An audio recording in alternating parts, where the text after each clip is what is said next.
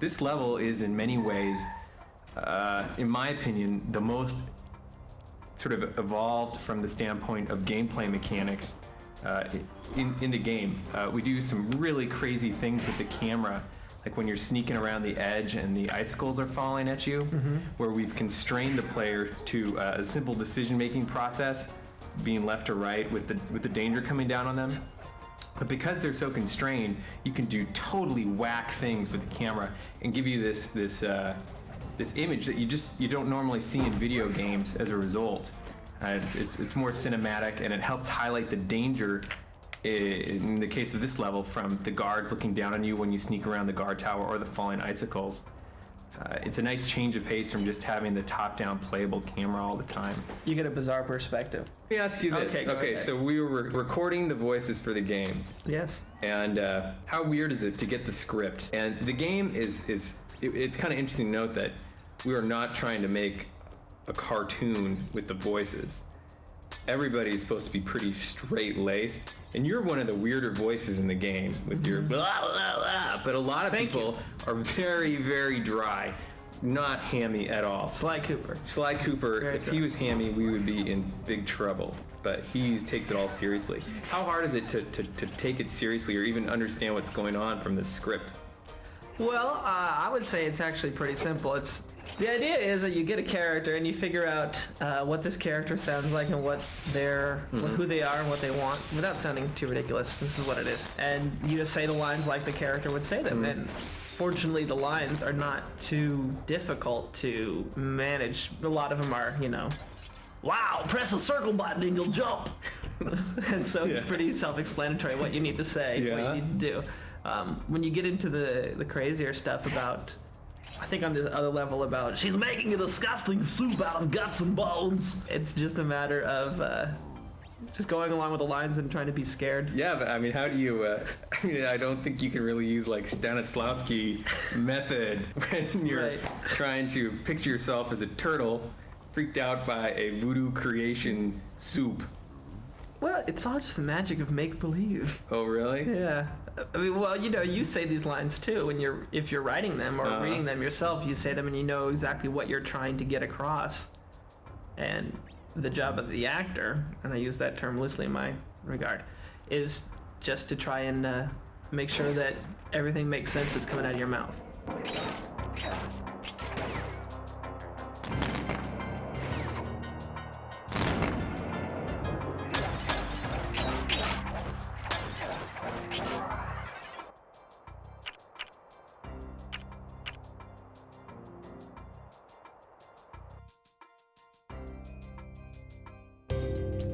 This level was started mostly just like the kind of the opening shot where you're coming out of the cave and you really see this big temple. It was pretty early in the design of the level where I wanted to kind of have this kind of picturesque moment here, and also being able to see your end goal from the entrance as well.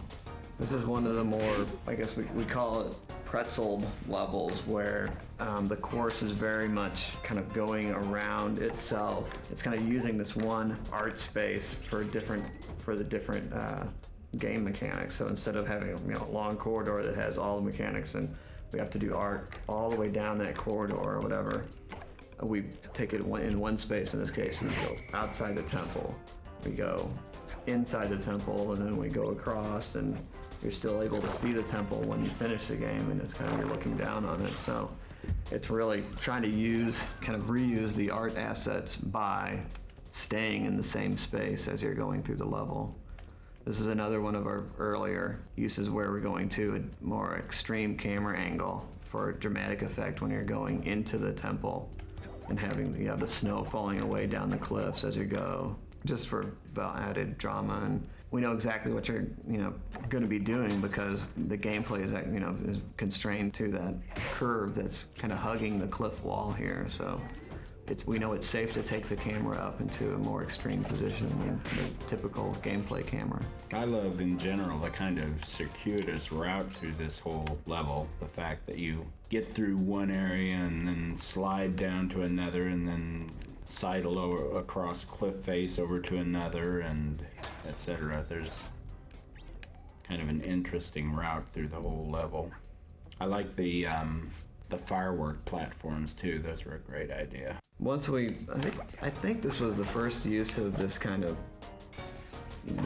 use of lasers where it's really close. It's just close to the ground. It's not like sweeping across the whole hallway. It's creating this, this dynamically changing play area that when you first come up to it, it's like, oh, it's fairly intimidating because you see the glow on the ground. You see it's like this, it's constantly changing, but they're actually pretty easy to play. So it's kind of making things, for more inexperienced players, having them see a moment where it looks very dangerous and them getting through it successfully is something that it's good because it gives them a sense of accomplishment. So that's the reason why it's just kind of this cool thing. It's actually fairly easy to play through.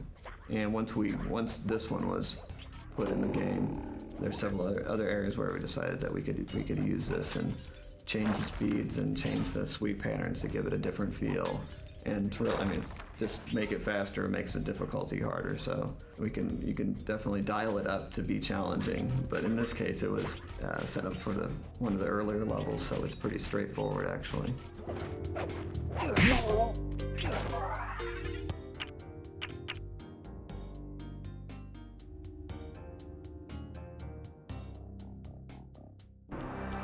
I kind of use the fireworks in this level as kind of gating mechanisms to keep you kind of dodging and running from Carmelita while you're playing. Right. And also just to have bigger, kind of these big events during the game. Just from texturing, I know like on the mugshot where she's shooting at you, the colors were reversed of this. Like in this one, Sly Cooper's path is all cool, and where Carmelita's jumping around is where we kept the warm colors. But in the mugshot one, it's kind of reversed, where Sly's running on the warm path and she's jumping on the cool buildings.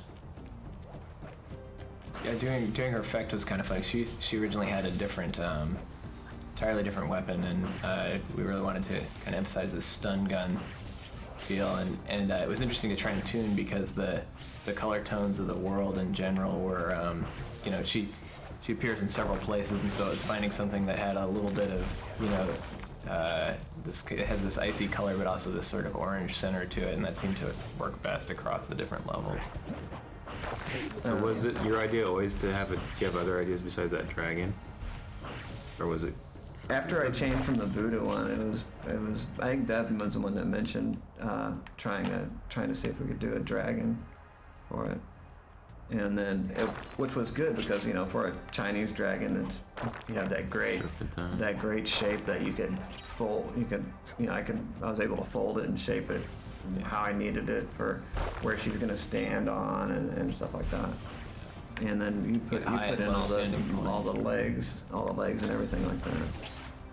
Yeah, so they're we're trying to think of places on the dragon, on the high and low points of the humps of the dragon, and then also there are these kind of freestanding poles in the abyss of the mist that you can see down there. Just having her stand in as many different places as possible made her feel really like she was sort of part of the world, but always just out of reach. Mm-hmm. Yeah, that's a big thing. You have to keep her on screen. Right. Keep her large enough to see her, and at the same time make it seem like you can never get to her. Right. So the you're not closest tempted to leap off the path to your death or something like that. One of the first drafts I did of it had a giant panda Buddha statue laying on his side where she was jumping on, and just wasn't the same. So I'm glad we went with the golden dragon. Never got to see that one. I tried to keep it away from people. It wasn't very good.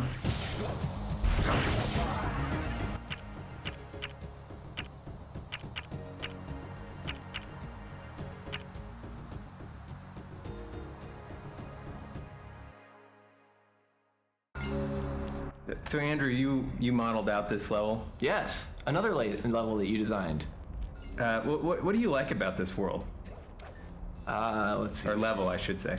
What do I like about it? I like there's something great about the space. There,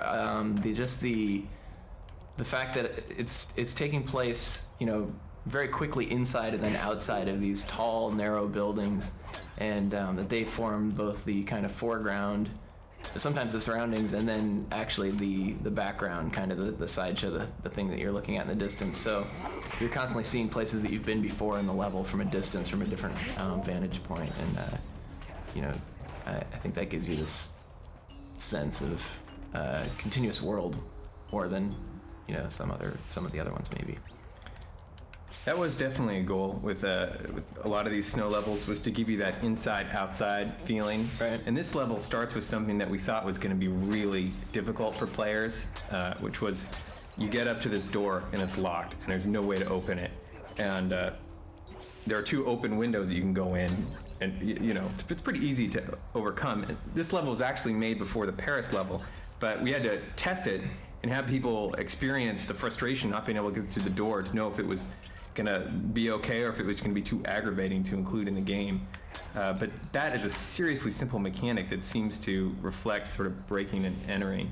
Right. And the whole level is like that. You're going in, you're going out, you're on top of roofs. Always entering through windows, Yeah. doors. This level has a really bizarro laser grid on the floor.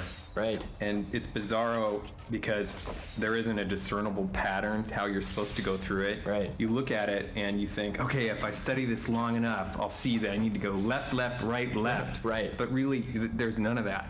You can stare at it for 45 minutes and you won't see the same thing again because it's all just slightly out of cadence with each other. Yeah. So you have to, right off, you just have to make it up as you go along. And once you get into the middle of it, it's Yeah. pretty. I mean, there's, if you're really paying attention, there's enough time to adjust to what's going on. But it's great because you've got everything out of phase enough that it feels very almost random.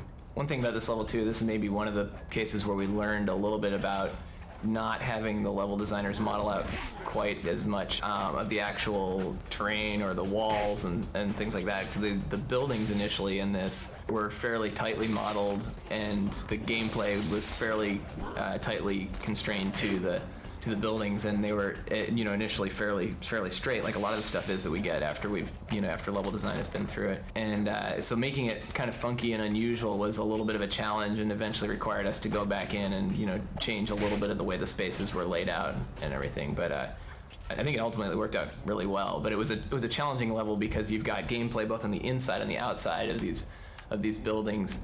So the wall is very, in a lot of places we've got room to just push back the wall in places here and there, and in this one it was very tight and brought up its own unique challenges that I think a lot of the other ones didn't have.